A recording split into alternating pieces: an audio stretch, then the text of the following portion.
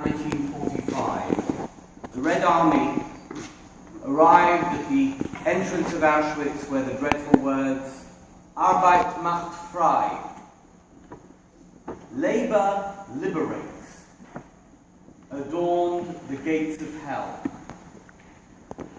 No amount of labor liberated the inmates of Auschwitz. They were humiliated, mistreated, tortured, and murdered. Jews from every corner of Europe, along with gypsies and homosexuals, undesirables, and the mentally and physically handicapped, every kind of human that the Nazi ideology deemed unworthy of dignity, unworthy of life, were murdered in the inhuman hell of Auschwitz. Inhuman. It was an inhuman hell conceived of and run by humans whose humanity and compassion had evaporated in a frenzy of prejudice and propaganda. Tonight we remember. Tonight we commemorate. Tonight we mourn. But I have a question for you. Why just tonight? In the Torah portions that we read in the synagogue at this time of year, we recall the first liberation of the Jews. We recall the evil perpetrated against the ancient Hebrews in Egypt. We recall the despair of the ordinary Jew, and even of those who led them. Moshe and Aaron, the leaders of the Jews, began to question the possibility that their mission to redeem the Jews would ever succeed. And then we read of the extraordinary miracles that led up to and followed the redemption. We recall and we remember the Exodus that was a precursor to our standing at Mount Sinai and declaring in unison, Na'aseh v'nishma. We shall do and we shall heed. We have an annual anniversary of that moment of liberation. It's a festival called Pesach, Passover. We all celebrate it. On Passover, we literally relive the experiences of Egypt. And at the Seder, we relive the exhilaration of the Exodus. And yet, this is not enough. The Torah demands that we remind ourselves on a daily basis, twice a day, of the miraculous delivery from slavery that was Yetziat Mitzrayim. A seminal moment that resulted in our formation into a national entity, into a people that has endured for 3,500 years. Dear friends,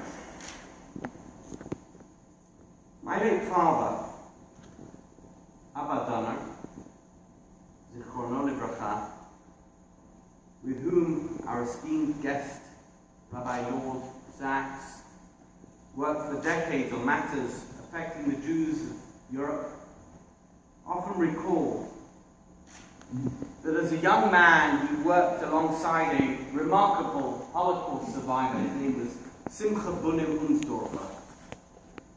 He was a scion of rabbinic leadership in Slovakia, and he survived concentration camp and he later settled in London, where he worked for the community until his untimely death in the late 1960s. My father recalled that on many occasions he would arrive at his offices in the morning and he would find that Mr. Unsdorfer was there, but that he was secluded in his office, his door was locked. My father would attempt to gain entry, but the door would remain stubbornly closed. Eventually, during the course of the day, Mr. Unsdorfer would emerge, and my father would query the fact that he had decided to lock his door and remain in a room on his own for several hours. Why are you so upset today? What is happening? Why are you so anxious? Mr. Unsdorfer would look at him quizzically. Today? He would respond. Today? In 1944, today, Mr. Chaim Gross, the president of the community, was dragged away. He was dragged away by the Nazis and they shot him in full public view. That happened today in 1944. Today? Today, my childhood friend Shlomo Katz died of malnutrition in Auschwitz in 1945. Today, my cousin, his wife, his children, they arrived in Auschwitz on the train and they were taken to the gas chambers where they were gassed and then they were cremated. That happened today. You see, there was no today. There was every day. On January the 27th, we commemorate one particular moment. The moment the nightmare was over. Just as on Pesach, on the Seder night, we commemorate our Exodus. But what of the millions who suffered and died? How do we commemorate them? The Torah instructs us to remind ourselves on a daily basis that we were slaves in Egypt and that one day God redeemed us. It is not good enough to do that just once a year. That, my friends, we must do every single day. For me, the child and grandchild of Holocaust survivors, there is no today. There is no International Holocaust Memorial Day. There is no Yom HaShoah. There is no once a year. There is every day. Every day I wake up and think to myself, so many died, including so many members of my own family. And yet, my parents and my grandparents survived. How will today justify their survival? What will I do today to ensure that there is less evil and more good in the world? What will I do today to bring someone closer to God? What will I do today? What will I do today? That urgency is not something for once a year. That urgency is every single day. Every minute of every day. That is the message of Zecher V'Yetziat Mitzrayim. And that is our task, that is our duty. In London's Daily Telegraph this morning, Rabbi Lord Sachs recalled why he had advocated for the Holocaust to be formally remembered in the UK when the idea was first proposed in the 1990s. In his response, he reminded the then Prime Minister, Tony Blair, that despite the fact that the Holocaust had happened such a short time ago, its lessons had not been learned, and Jews were still being targeted. Nothing has changed.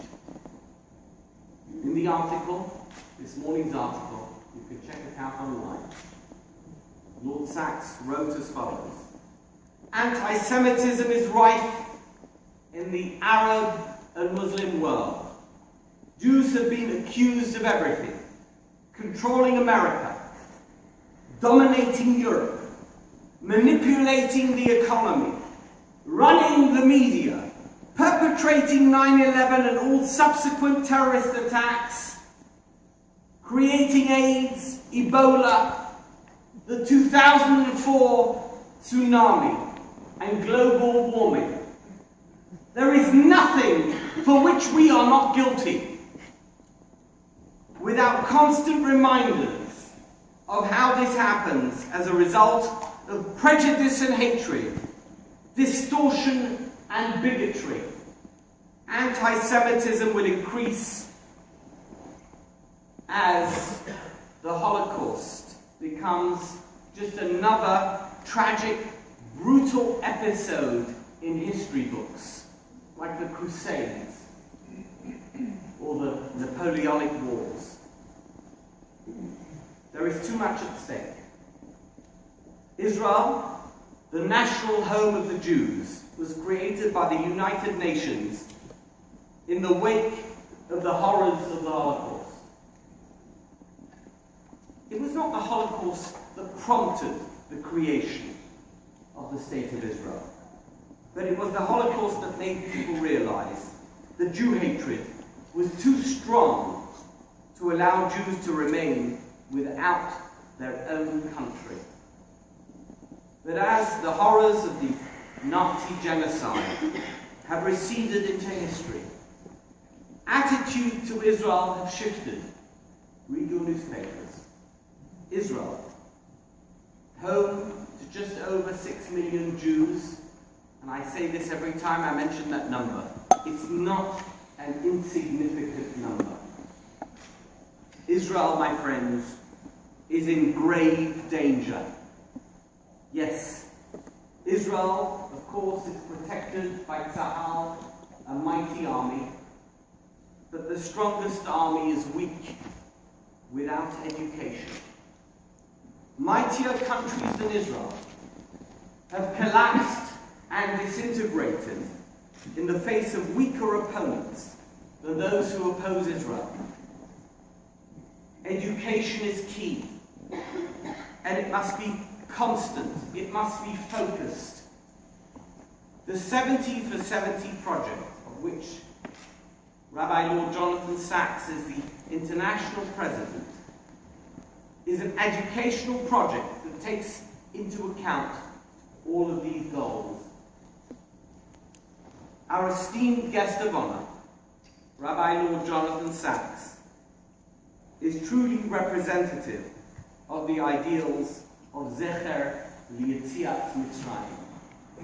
His life, as long as I've known him, is devoted to ensuring that the widest possible audience is kept constantly aware of the dangers posed by ignorance and intolerance.